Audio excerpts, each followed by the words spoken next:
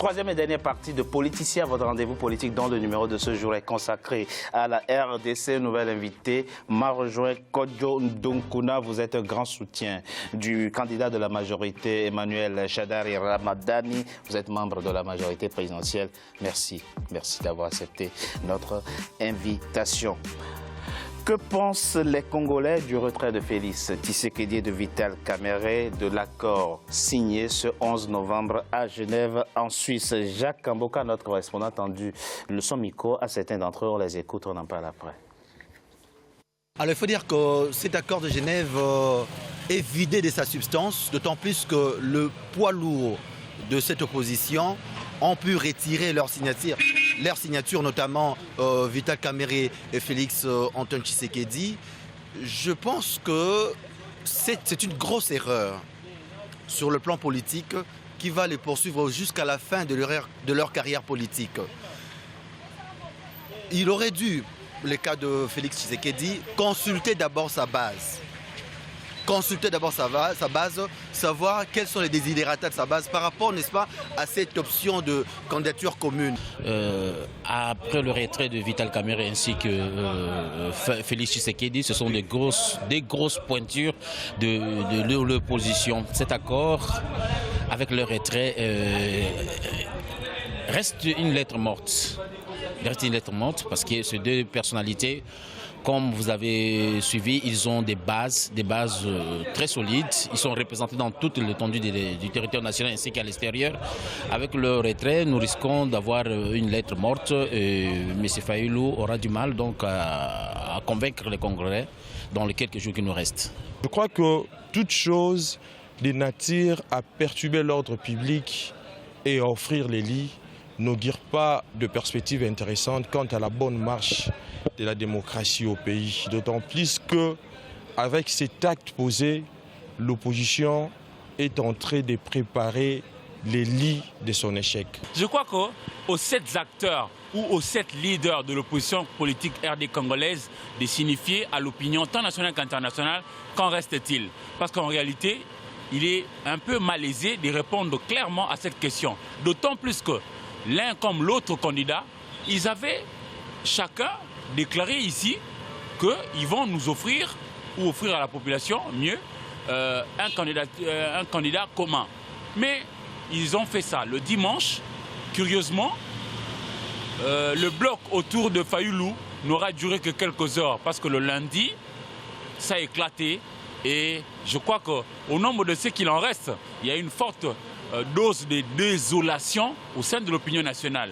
Je suis de ceux qui avaient toujours pensé que imaginer un candidat commun dans une opposition réputée plurielle et souvent désordonnée relevait du miracle.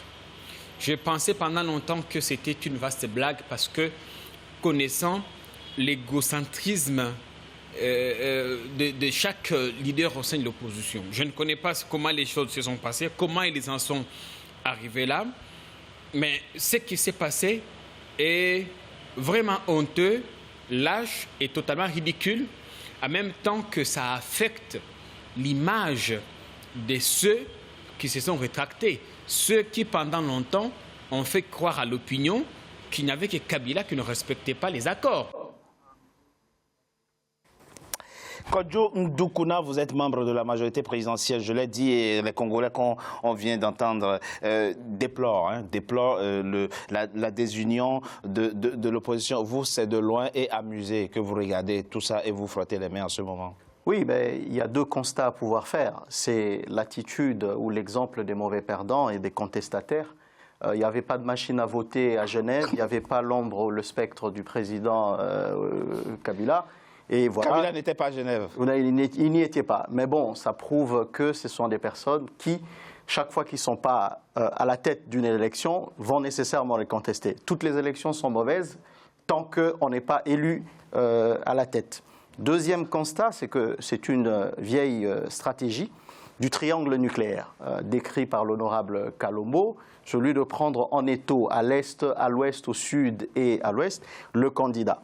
Mais lorsque nous regardons le candidat de la majorité, c'était ça la stratégie de pouvoir disposer d'un candidat commun de l'opposition. Mais lorsque nous regardons, nous nous disons que le président Kabila a montré une capacité à pouvoir respecter les règles du jeu constitutionnel en ne respectant que ses 2 mandats et en choisissant un candidat de la majorité, alors que tout le monde pensait qu'il avait les mauvaises habitudes qui n'ont jamais été démontrées, mais qu'on retrouve dans le chef de l'opposition.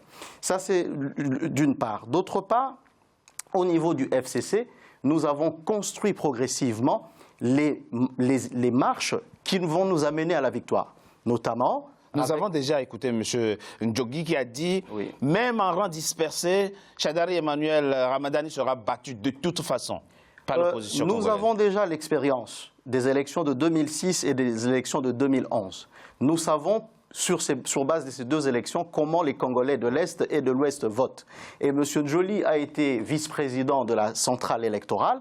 Et quand nous regardons les résultats de 2011, le président Joseph Kabila avait eu 48,95%. Étienne Tshisekedi, le père de Félix Tshisekedi, avait eu 32,33% et Vital Kamerhe avait eu 7%. Le président Kengo, 4%. On sait déjà quel est le score électoral de chacun. Nous, au FCC... Mais ça, c'est en 2011. Là, ça, c'est 7 ans après. Là, on est en 2018. Oui, effectivement. Ce background, ce background est important. Pour connaître l'électorat de notre majorité, qui est de 48%, le conserver. Bien sûr, ce n'est plus le champion Kabila qui est là, mais c'est Chadari. C'est ça déjà le score à pouvoir conserver pour aller plus loin. Et le FCC présente aujourd'hui, non pas des personnes providentielles, disons, que les gens veulent à tout prix voir du côté de l'opposition. Nous présentons une synergie de corps. Nous présentons une stratégie électorale avec une machine de campagne qui est déjà en train de se mettre en place et de se mettre en œuvre en regroupant le plus de sympathie possible de la population. On a vu... En gros, la situation actuelle vous arrange, pour ainsi dire. Nous ne travaillons pas en fonction des autres. Nous construisons les bases de notre victoire. Regardez, il y a eu un sondage de Bercy et GEC qui a connu un démenti caustique par rapport au cosmétique qui a été fait, du simple fait que... Oui, les sondages préélectoraux en Afrique... Oui, du simple fait que le 27, il y a quelques jours, notre candidat Emmanuel Chadari s'est retrouvé à Mbujimaï qui l'a accueilli les bras ouverts. Et Mbujimaï, on sait que c'était un coin où on disait qu'il n'était pas acquis à la majorité. Un petit récapitulatif de la première, de la deuxième partie de notre émission. M. Kiedi nous apprend effectivement que la candidature de Félix Tshisekedi reste maintenue, donc il sera candidat. Il est candidat, il maintient sa candidature à la prochaine présidentielle. Vital Kamerhe de même. Nous l'avons dit, Moïse Katumbi n'était pas candidat. Et qui sera, je suppose que c'est Martin Fayoulou, et qui est votre candidat, de même que celui de Jean-Pierre Bemba. Oui, effectivement, Martin Fayoulou est le candidat de 4 autres qui sont restés, c'est-à-dire de 5. Oui. Et qui quadrillent parfaitement quand vous regardez la République démocratique du Congo. Et je pense qu'aujourd'hui, même quand il parle de chance qu'on accorde à Chadari, je suis sûr que Chadari n'aura même pas 2%. D'accord. Le bilan catastrophique. Mais ça, c'est les Congolais qui vont décider. Non, je vais en arriver. Oui. Le bilan catastrophique prouve voilà pourquoi ils veulent aller aux élections avec la machine à tricher qui viole la loi. Donc, sans machine, Chadari n'aura même pas 2%. Et il parle de Mbujimaï, mais on a obligé aux travailleurs, aux mamans du marché, d'aller au stade sous la pluie, pitié à eux. Donc, maintenant, je reviens encore, c'est pas ça qu'il fait. Il faut qu'ils enlèvent la machine, qu'ils enlèvent les interdictions qu'on donne aux opposants. On va leur prouver de quoi nous sommes capables. Quant à Martin Fayoulou, je vous garantis, avec les grandes personnalités qui sont derrière. Il ne faut pas regarder Martin Fayoulou comme Martin Fayoulou. De façon isolée, il faut pas... Il faut regarder, quand vous regardez Martin Fayoulou, sachez-le que derrière Martin Fayoulou, c'est Moïse Katumbi, c'est Jean-Pierre Bemba, c'est Matumboulou, c'est Mouzito, c'est tout ça. C'est-à-dire que nous cadrions la République. Maintenant, pensez que c'est la majorité qui a la chance. Non, qu'ils enlèvent la machine, vous verrez. Qu'ils nous laissent travailler, vous verrez. Sans la tricherie, le FCC tombe. Et aujourd'hui, même si nous voulons parler, Kamere n'a jamais joué une carte de gagner. Et parlant justement de Kamere, oui, Francis, avec ses... Francis Kalon, il a dit ce lundi 12 novembre qu'il reste ouvert à d'autres discussions. Et ça, les Congolais ont besoin de le savoir aussi. Est-ce qu'il est encore possible une quelconque discussion entre vous pour aboutir encore à un candidat unique de l'opposition? Non, Kamere, c'est d'ailleurs... Oui, en quelques mots, Kamere, c'est d'ailleurs Félix, le pauvre, qui l'a entraîné encore pour le remettre avec les autres opposants. Pour moi, j'ai toujours dit Kamere ne travaillera jamais pour l'opposition, pour favoriser l'opposition. Je l'ai répété il n'y a pas longtemps. Mais pourtant, vous êtes allés à Genève ensemble avec lui. Vous avez cru en l'union de l'opposition. C'est Félix, d'ailleurs, qui a tout fait pour l'amener, le pauvre. Il l'a floué. Il ne lui a même pas donné le seul voix qu'il avait pour pouvoir lui donner. Donc, voilà quelqu'un qui est venu il est venu avec cette mission de détruire l'opposition et de flouer. Aujourd'hui, qui cavale celle, nous disons bravo. Mais je mets en garde l'UDPS, il viendra encore là-bas pour reprendre le peu qui leur reste et que l'UDPS continue seul, comme ils ont pris la décision. Mais s'ils osent prendre Kamere, il viendra encore retirer le peu qui lui reste. Nous savons tous qui est la top au sein de l'opposition. Nous savons cette top-là et Moïse Katumbi que monsieur le kabiliste représente. D'ailleurs, monsieur, en venant ici, il est très content d'avoir son élève kabiliste aussi à côté de lui. Ensemble, ils ont travaillé pour Kabila. Ensemble, ils ont travaillé avec des stratégies. Une chose importante. Des stratégies de le reconnaître de personne. Non, c'est pas des personnes. La question de personne. La personne, Kamere est là, plus kabiliste que Kamere, il n'y a pas. Plus kabiliste il a aidé en 2011. que Moïse Katumbi, tu meurs. Alors là, tu meurs. Kamere l'a aidé. La top de l'opposition, nous la connaissons tous.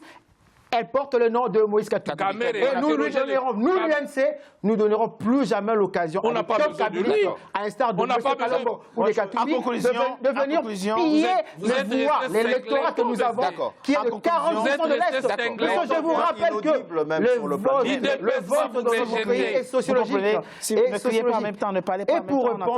Et pour répondre à monsieur du FCC qui est à côté de moi, monsieur oublie que... Non, monsieur, je ne vous parle pas, s'il vous plaît. Monsieur oublie que c'est eux qui n'ont pas respecté les règles du jeu. Quelles règles ils n'ont pas été... Mais depuis 2016, nous étions... Mais à Genève, vous n'avez pas respecté. Qui a violé la Constitution? C'est pas nous, c'est leur chef. Parce que la situation dans laquelle l'opposition se trouve aujourd'hui, ce n'est pas de notre faute. Mais comment pouvez-vous condamner la victime aujourd'hui? Nous ne sommes que des victimes. Nous sommes que des victimes. Vous êtes artisans. Nous sommes que des victimes. Alors c'est le monde à l'envers. Et maintenant, on condamne la victime qui ne réclame que ce droit, qui ne réclame que d'avoir des élections libres et transparentes. Alors c'est le monde à l'envers. On a 3 candidatures de l'opposition. Donc Martin Fayoulou, Félix Tshisekedi et Vital Kamerhe qui feront face donc à Emmanuel Shadari et Ramadani. Et pour vous, donc, toutes les questions, tout ce qui vous divisait, je veux dire, la division entre vous et le pouvoir, c'est réglé, c'est bon.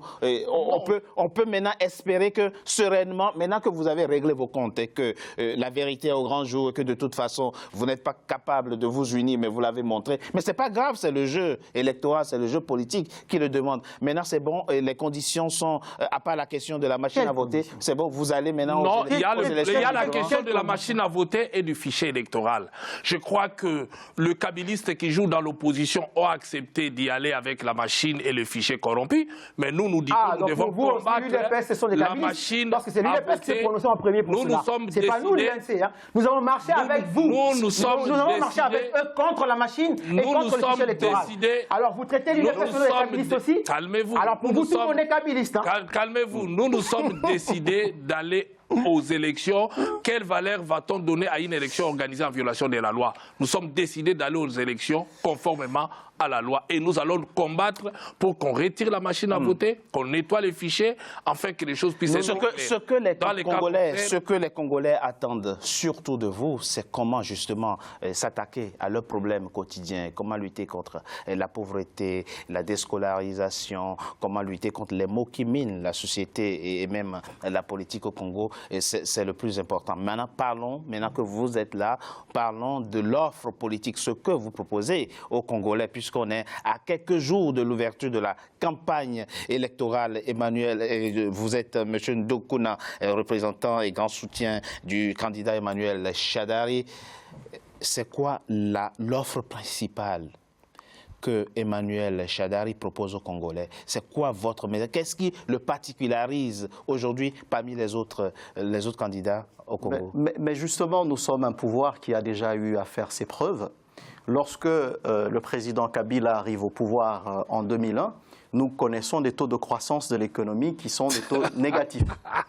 Et aujourd'hui, le président Kabila a réussi à laisser un taux de croissance. Parlons de choses concrètes. Voilà, il y a déjà ça. Parlons de choses concrètes. Oui, ce sont des indicateurs. Vous avez approuvé des indicateurs. De tous les mots. Soyons sérieux. S'il vous plaît, s'il vous plaît. Oui, s'il vous plaît. De tous les mots qui minent la RDC, à quel mot veut s'attaquer prioritairement Emmanuel Shadary? Le candidat Emmanuel Shadary devrait sortir son programme électoral le 10, mais pour certaines raisons, ce programme électoral va sortir le 15. Mais vous êtes membre de son équipe de campagne, vous êtes au courant de son offre politique et des différentes déclinaisons. Il n'en a pas. Oui. Il va offrir quoi par la misère? Nous sommes inscrit dans la social-démocratie. Ça veut dire que le programme dans lequel il est en train de s'inscrire, c'est de permettre à ce qu'il y ait l'économie de marché et que cette économie de marché... Appauvrir encore la théorie. Vous voulez appauvrir la population une fois de plus. Le paysan de Bukavu... Non, ce sont des théories. Qui vous attend. Le Congolais de Bukavu qui vous attend. Dans la pratique, monsieur. L'économie libérale, il ne sait pas ce que c'est. Vous voyez, il veut des solutions concrètes, des propositions concrètes. Mais les solutions concrètes sont là. Elles ont été données dans la construction des routes, des dessertes agricoles. Elles ont été données dans l'augmentation du taux de desserte en électricité. Elles ont été données, oui, effectivement, dans la relance de l'agriculture. La famine qu'il y a là, vous allez si on ne me laisse pas parler, vous leur avez donné tout le temps possible pour que nous... Dis-moi, où est Bukangalonzo? Où sont les maïs de Bukangalonzo? Bukangalonzo n'est pas le seul programme. Où est le maïs de Bukangalonzo? Alors vous avez on s'attaque à la fin, on s'attaque au problème de sécurité et on s'attaque... Et Bukangalonzo? Nous sommes à la fin de notre émission. Merci Kodjo Ndokuna. Je rappelle que vous êtes membre de l'équipe de campagne d'Emmanuel Leur seul programme était le départ du président de la République. Et maintenant que le président de la République a choisi une autre personne, il n'y a plus de programme. Merci à vous. Perry Libota, vous êtes le représentant de l'UNC, porte-parole de l'UNC en France, grand soutien donc du candidat Vital Kamerhe. Merci à vous également d'avoir participé à cette émission. Francis Kalombo, porte-parole adjoint de Moïse Katumbi. Merci à vous. C'est la fin, mesdames et messieurs, de Politiciens à votre rendez-vous politique. Je vous remercie d'avoir été nombreux à suivre. Restez fidèles au programme d'Africa 24. À très bientôt pour un nouveau numéro de Politiciens.